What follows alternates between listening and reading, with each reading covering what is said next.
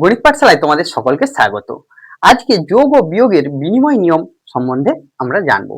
দেখো, আমরা যখন যোগ করি 3 যুক্ত 5 করলাম, কত আসলো? 8। আবার যদি 5 যুক্ত 3 করি তাহলে তখনও কত আসবে? 8 আসবে।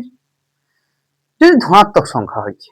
আচ্ছা, যদি ঋণাত্মক সংখ্যা নিতাম, -5 যুক্ত -3 সমান কত আসতো? -8।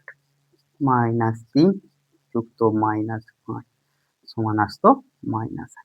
তাহলে আমরা সর্বোপরি বলতে পারি যে 3 যুক্ত 5 সমান 5 যুক্ত 3, আবার -5 যুক্ত -3 সমান -3 যুক্ত -5, মানে a যুক্ত b সমানই b যুক্ত a হয়।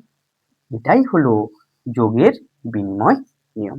তাহলে যোগ সর্বদা বিনিময় নিয়ম মেনে চলে, কিন্তু বিয়োগের ক্ষেত্রে 3 বিয়োগ 5 করছি, কত আসবে? -2। 5 বিয়োগ 3 করো, দেখো 2 আসছে। তাহলে 3 বিয়োগ -5 নট ইকুয়ালস টু 5 বিয়োগ, তাহলে a minus b not equals to b minus.